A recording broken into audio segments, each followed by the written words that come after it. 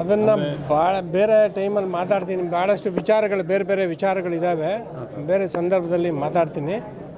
ಗೊತ್ತಿಲ್ಲ ನನಗೆ. ಮೊನ್ನೆ ನಮ್ಮ ನಾಯಕರಾದ ಚಲುವರಾಯಸ್ವಾಮಿಯವರು ಕೂಡ ಒಂದು ಮೀಟಿಂಗನ್ನು ಕರೆದಿದ್ರು.